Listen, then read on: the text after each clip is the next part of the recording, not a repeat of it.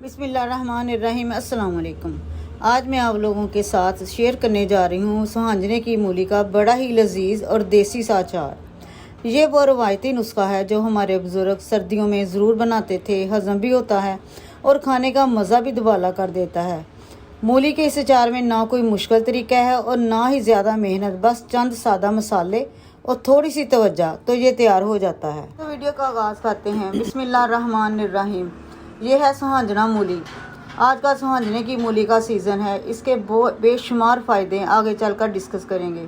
अच्छे तरीके से धो लेंगे। इसके बाद इसकी कटिंग करेंगे। कटिंग इसकी कुछ इस तरह होगी, वो आप देख सकते हैं कि इसकी कटिंग कुछ मुख्तलिफ होती है। मतलब ये कि इनका छिलका बहुत हार्ड होता है। दोनों साइडों से कट करेंगे। पीलर से या छुरी की मदद से इसका छिलका उतार दें। फिर जितने बड़े पीस लंबाई में रखने हों इतने काट लें। हाँ, पीलर करने के बाद अगर आपको लगे कि इसका छिलका अभी सही तरह से नहीं उतरा तो आप छुरी की मदद से एक मरतबा फिर मेरी तरह इसको उतार लें।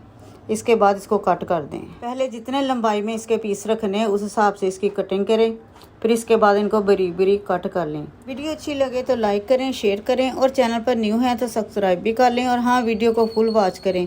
आज की रेसिपी बहुत कमाल की है। सुहांजने की मूली का अचार किस तरह डाला जाता है, सबसे बेस्ट तरीका इसी वीडियो में है। मूलियों की कटिंग के बाद मसालों पर भी नज़र डाल लेते हैं। 1 टीस्पून शामिल करेंगे सुरख कुटी लाल मिर्च, 1 टेबलस्पून कुलवंजी, 1 टेबलस्पून सौंफ, 1 टेबलस्पून शामिल करेंगे मेथरे, 1 टीस्पून राई खटास के लिए, 1 टीस्पून काली मिर्च, 2 टेबलस्पून खुशक साबुत धनिया, 1 टेबलस्पून साबुत ज़ीरा। अब इन सारे मसालों को दरदरा सा पीस लेना है। अब जो बाकी के मसाले हैं वो मैं आपको बताऊंगी वो कब और किस वक्त ऐड करने हैं। अच्छा, टेंशन नहीं लेनी, ये बहुत ज़्यादा मेहनत नहीं करनी पड़नी, ये बहुत जल्दी हो जाएंगे। अब चलते हैं नेक्स्ट स्टेप की तरफ, जिसके बगैर अचार बन ही नहीं सकता। अब एक कढ़ाई लेंगे, इसमें सरसों का 1 कप के करीब तेल डालेंगे। अब फ्लेम को ऑन करें और सरसों के तेल को हल्का सा गर्म होने दें। जब तेल गर्म हो जाए तो शामिल कर देंगे जो हमने सुहांजने की मूलियां काट कर रखी थी। शामिल करने के बाद अच्छी तरह मिक्स कर लें और 1 चम्मच भर के शामिल कर दें नमक। नमक हम शुरू में ही शामिल करेंगे ताकि भूनते भूनते मूलियों में नमक जज़ब हो जाए। अब अगर इसके फ़ायदों को देखा जाए तो जोड़ों के दर्द में आराम, सोजिश कम करती हैं, घुटने और जोड़ों के दर्द वालों के लिए फ़ायदेमंद, खून की शक्कर को मतवाज़न करती हैं, शुगर लेवल को कंट्रोल में मदद देती है। शुगर वाले लोग एहतियात से इस्तेमाल करें। जिल्द और बालों के लिए अच्छी। इसमें मौजूद एंटीऑक्सीडेंट जिल्द को साफ और चेहरे पर ताजगी लाते हैं, क़ुव्वत मदाफ़त बढ़ाती हैं, नज़ला, ज़ुकाम और मौसमी बीमारियों से बचाने में मददगार साबित होती है।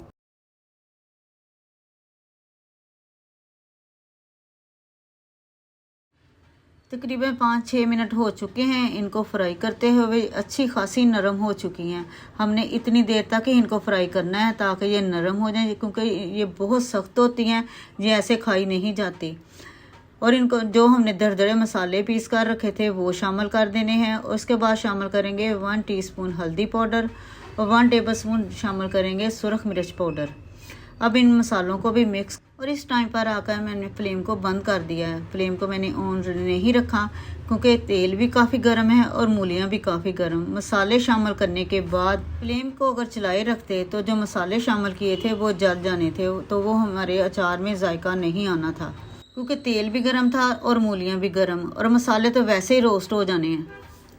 अब ये देखें माशाल्लाह से कितना खूबसूरत लग रहा। अभी ये मुकम्मल नहीं हुआ, लेकिन ऐसे ही दिल कर रहा कि अभी से इसकी खुशबू कह रही है कि अभी से इसे खा लिया जाए। आप ज़रा इसकी लुक चेक करें, लग रहा है ना मज़े का।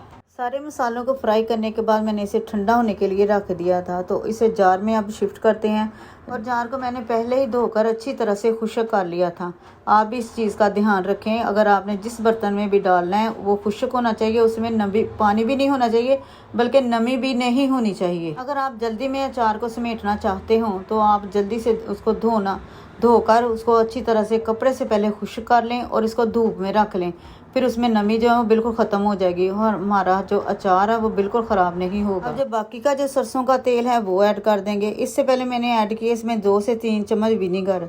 इससे ये होगा कि आप अचार जो महीनों क्या आप सालों भी रख सकते हैं, अचार बिल्कुल भी ख़राब नहीं होगा। अब कवर लगाना है, तो कवर हमने किस तरह रखना है कि हमने इसको एयर टाइट नहीं करना एक दिन के लिए, दूसरे दिन हमने इसको एयर टाइट करके रखना है।